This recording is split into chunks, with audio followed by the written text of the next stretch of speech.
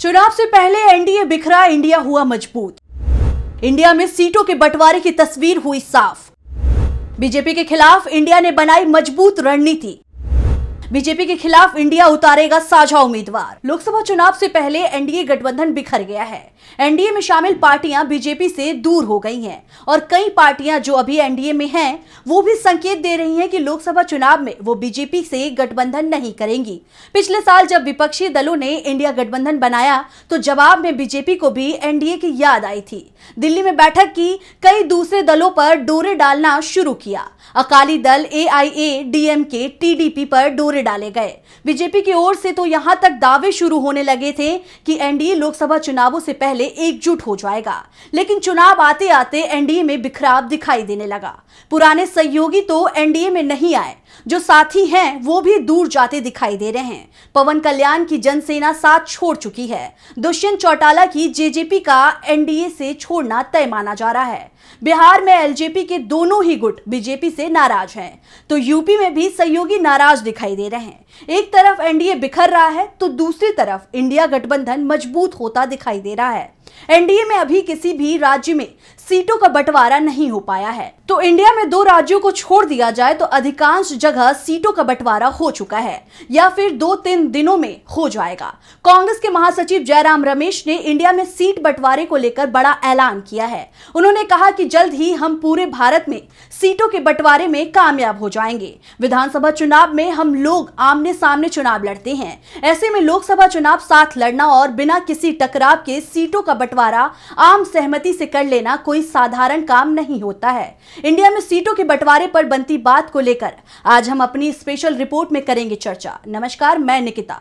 बात इंडिया की। एमपी और यूपी में सपा के साथ कांग्रेस ने किया सीटों का बंटवारा। आपके साथ 5 राज्यों में कांग्रेस की बनी बात। महाराष्ट्र में महाविकास आघाड़ी गठबंधन में भी सीटों पर सहमति, ऐलान बाकी। महाराष्ट्र में न्याय यात्रा में भी दिखेगी इंडिया की ताकत। यूपी और मध्य प्रदेश में सपा और कांग्रेस के बीच सीटों का बंटवारा हो चुका है। यूपी में कांग्रेस को 17 तो सपा ने अपने पास 63 सीटें रखी हैं। सपा अपने हिस्से से कुछ सीटें गठबंधन की दूसरी छोटी पार्टियों को देगी, तो दिल्ली, गोवा, गुजरात, हरियाणा और चंडीगढ़ में कांग्रेस और आप के बीच सीटों के बंटवारे का ऐलान किया जा चुका है। दिल्ली में कांग्रेस 3 तो आप 4 सीटों पर चुनाव लड़ेगी। हरियाणा की 10 सीटों में से 9 पर कांग्रेस और 1 पर आप उम्मीदवार उतारेगी।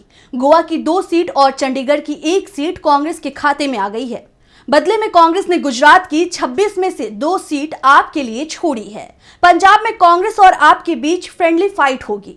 इसके साथ ही महाराष्ट्र में कांग्रेस, शिवसेना, यूबीटी और एनसीपी शरद चंद्र पवार के बीच भी सीटों पर सहमति बन गई है। गठबंधन में 2 सीटें प्रकाश अंबेडकर की वंचित बहुजन अघाड़ी को देने का फैसला किया गया है। मुंबई की 2 सीटों पर जरूर पेच फंसा हुआ है।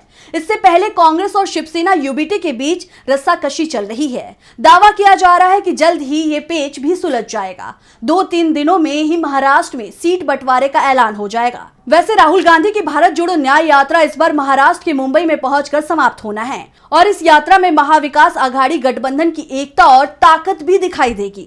वैसे भी महाराष्ट्र को लेकर जो भी सर्वे रिपोर्ट सामने आ रही है उसमें इंडिया गठबंधन एनडीए पर बहुत भारी पड़ता दिखाई दे रहा है।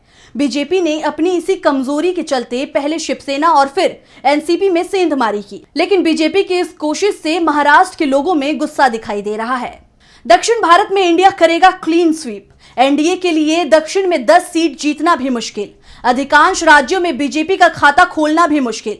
2-3 दिनों में तमिलनाडु में सीटों का बंटवारा तय। दक्षिण भारत में इंडिया के बीच 5 में से सिर्फ 2 राज्यों में ही सीटों का बंटवारा होना है। 3 राज्य आंध्र प्रदेश, तेलंगाना और कर्नाटक में कांग्रेस अकेले इंडिया को लीड करेगी। इसमें से 2 राज्यों में उसकी सरकार है। तेलंगाना में 2 महीने पहले कांग्रेस सत्ता में आई है, तो पिछले साल की शुरुआत में कर्नाटक में कांग्रेस ने बड़ी जीत हासिल की थी और दावा किया जा रहा है कि लोकसभा चुनावों में इन दोनों ही राज्यों में कांग्रेस को आसानी से बड़ी जीत मिलती दिखाई दे रही है। तो केरल में भी इंडिया गठबंधन के हिस्से राज्य की सभी 20 सीटें आना तय माना जा रहा है। यहाँ कांग्रेस के नेतृत्व वाला यूडीएफ गठबंधन और सीपीएम के नेतृत्व वाला एलडीएफ गठबंधन के बीच आपस में मुकाबला है। एलडीएफ के बीच सीटों का बंटवारा हो चुका है, तो यूडीएफ में भी बात बन गई है। सीटों का ऐलान होना बाकी है। तमिलनाडु में भी डीएमके और कांग्रेस के बीच मंगलवार को सीट बंटवारे का ऐलान हो जाएगा। गठबंधन में शामिल दूसरी छोटी पार्टियों के लिए एमके स्टालिन ने पहले से ही सीटें छोड़ दी है। राज्य में 20 सीटों पर डीएमके और 19 पर उसके सहयोगी चुनाव लड़ेंगे, जिसमें से 8 में से 9 सीट कांग्रेस के हिस्से में आना तय माना जा रहा है। यानी दक्षिण भारत में भी इंडिया के बीच सीटों का बंटवारा लगभग पूरा हो चुका है, बस ऐलान बाकी है, जिसके बाद ये साफ हो गया है कि इंडिया में किसी तरह का कोई टकराव नहीं है और शायद इसलिए बीजेपी की चिंता बढ़ी हुई दिखाई दे रही है। पहले बीजेपी नेता दावा कर रहे थे कि बीजेपी के खिलाफ विपक्षी दल एकजुट भले ही हो गए हों, लेकिन उनमें सीटों का बंटवारा आसान नहीं है। लेकिन अब आसानी से सीट बंटवारे का काम भी पूरा हो गया है और ये भी साफ हो गया है कि भारत में इंडिया कम से कम 400 सीटों पर एनडीए के सामने अपना संयुक्त उम्मीदवार उतारेगा। कश्मीर और बंगाल में भी सहमति बनाने की कोशिश। बंगाल की सीएम ममता बनर्जी के नरम पड़े सुर। कांग्रेस के साथ ममता अब सीट बंटवारे को तैयार। कश्मीर की 5 सीटों पर भी बन सकती है बात। इंडिया गठबंधन में देश की 543 सीटों में से लगभग 500 सीटों पर सहमति बन चुकी है। जम्मू कश्मीर की 5 और पश्चिम बंगाल की 42 सीटों को लेकर अभी पेच फंसा हुआ है, लेकिन यहां पर भी गठबंधन होना तय माना जा रहा है। खास तौर पर पश्चिम बंगाल में, जहां की सत्ताधारी पार्टी टीएमसी अभी तक अकेले चुनाव लड़ने की बात कर रही थी, अब पार्टी प्रमुख और बंगाल की सीएम ममता बनर्जी के सुर बदले बदले दिखाई दे रहे हैं। ममता बनर्जी कांग्रेस से गठबंधन को लेकर तैयार हो गई हैं, लेकिन बदले में वो पूर्वोत्तर के राज्य असम और मेघालय में हिस्सा मांग रही हैं और कहा जा रहा है कि 2-3 दिनों में पश्चिम बंगाल में भी सीटों के बंटवारे की तस्वीर साफ हो जाएगी।